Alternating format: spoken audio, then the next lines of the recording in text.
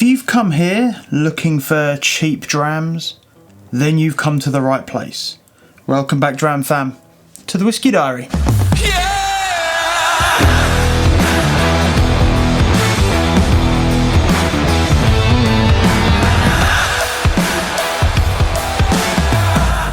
think quite often when we use the word cheap, that generally comes with the assumption that we also mean shit. Maybe I guess we should really be saying affordable, but then to some people a Ferrari is affordable.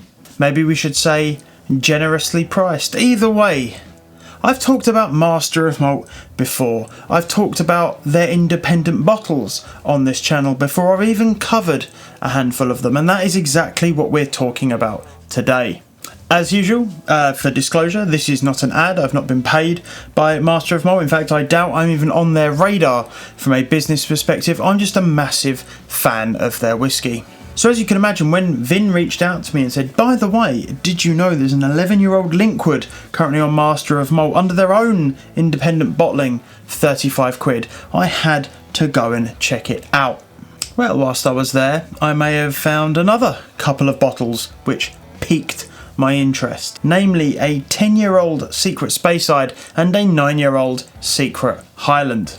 Now, unlike some of the other Master of Malt releases, these are not single cask whiskies. So even though with some of these bottles there might only be 250, 300 in a run, which is a number we'd kind of usually associate with a single cask, many of these may be ex-cask vattings, things left over when they're marrying casks together, and therefore it's probably a bit of a stretch or even completely incorrect to call some of these a single cask whisky. Now, I believe there may have been some controversy recently regarding Master of Malt and how they name their bottles, but I tend not to get involved with drama like that. Life is far too short.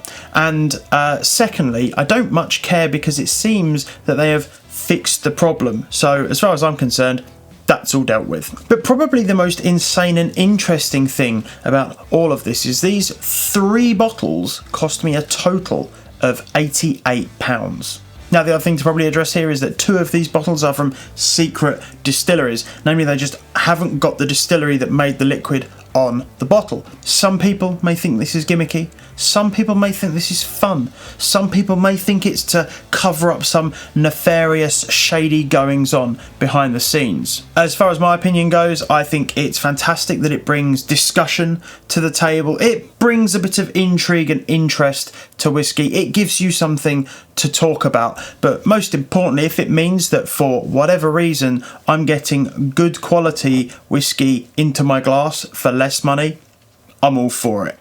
But anyway, that's enough of that nonsense. Let's get on with the whiskey.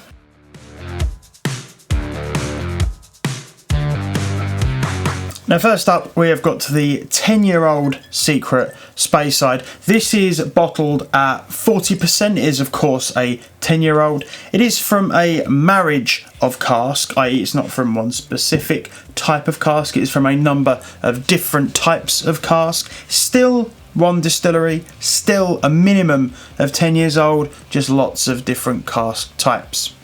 It is unchill filtered, and this cost me £23.95. Now, I'm just going to say right off the bat, this really wasn't my favourite. The nose, some nice biscuit and toffee notes going on, but then it started to come through with a bit of a grassy note, some citrusy stuff going on, and to be quite honest, raw cashews was something very distinct that I picked up in the nose of this. The palate, again, really nice toffee up front, but then it turned bitter quite quickly, almost as if you'd like bitten into an apple seed. If you've ever done that, you'll know exactly what I mean. Had some nice fresh green apple notes, but then maybe a bit of a vegetal thing going on. Again, kind of like a cooking apple of some description. The finish, relatively balanced, some nice tannins going on, but then it kind of quickly turned bitter, although there were some really nice notes of malted barley and marzipan going on as well. As I say, this isn't my favourite, but I had left it in the glass for 15 minutes and it did improve quite significantly, although some of those bitter notes still kind of persisted.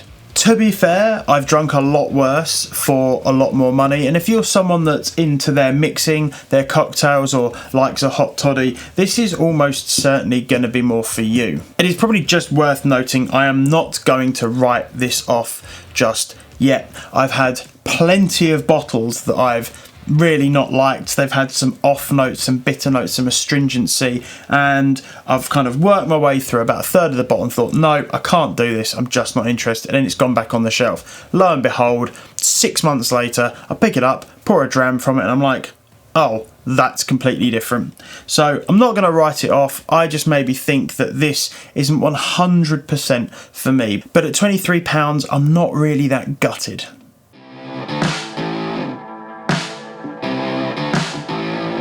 Next up, we have a 9-year-old Secret Highland. This is, of course, a 9-year-old. It was bottled up at 46% on the nose. It is unchill filtered. It doesn't specify natural colour, but if I remember correctly, all of these are natural colour. Cask-wise, it just says refill hogshead. Could be bourbon, could be sherry, but I have a feeling there's a little bit of sherry in there. I will explain more in a minute.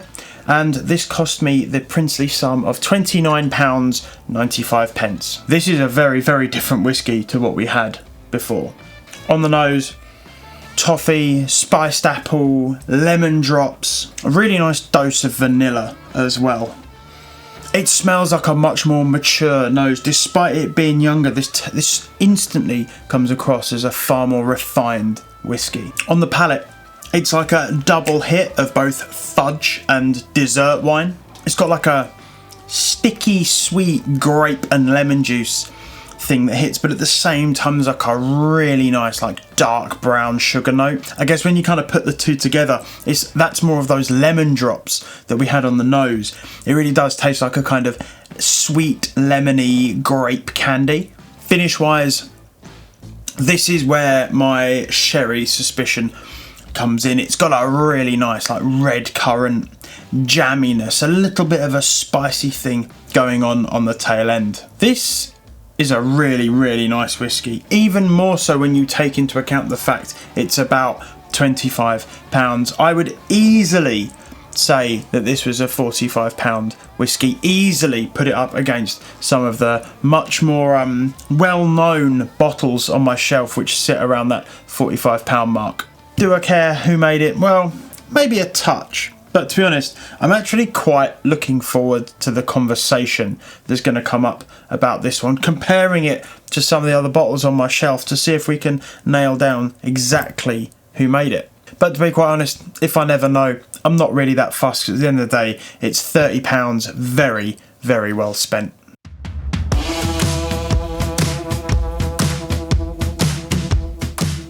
And arguably the star of the show, this 2008 11-year-old Linkwood. Of course, that makes it a Speyside, 11 years old, bottled up at 46.7%. It is again unchill filtered. I'd assume natural colour because there's next to none of it.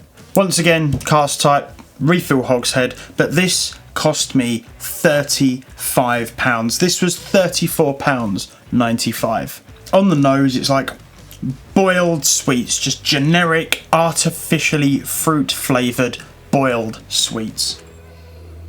Got some really, really nice toffee notes creeping in behind it, and maybe even just a hint of white chocolate. On the palate, it's big and it's thick and it's oily, and it's just tons of like Jolly Ranchers, like American artificial fruit flavour candy. I guess you get a bit of a woody oak in there, a tiny bit of spice, a little bit of tannin, but for the most part, this is just like an absolute fruit bomb, like candy, fruit roll-ups, everything fruity and sugary, and it is lovely. Finish-wise, starts to calm down a little bit, get a little bit more spiciness coming through, maybe like a bit of a dark tannic bitterness, kind of like a really nice fruity black coffee, but definitely with like 3 sugars. I'll be honest, the first Secret Speyside was okay. The Highland is good, but this is in a league of its own. I flicked through Master of Malt's list of whiskies. I just kind of ordered by price ascending, and I was looking to see what you could get in this price range, and for the most part you're talking no age statements. You're talking kind of, you know, the off-brand, the spin-offs of some of the bigger distilleries, and you're talking about 40% low age statement whiskies. That's not to say that many of those aren't bad. You've got the Annock 12 on there, but that's a 40% whiskey. You've got the Speyburn 10 on there, again, that's a 40% whiskey. You've got the Tomin Tool 10, another great whiskey, but again, it's 40%. Those are all really nice whiskies, but in my opinion, not necessarily great whiskies, not as good as this. In my opinion, of course. You can buy all these whiskies from the affiliate links down below in the description. It costs you no extra when you use those links, but I get a little kickback from Master of Malt, and that 7 pence or whatever it is really does contribute to the channel.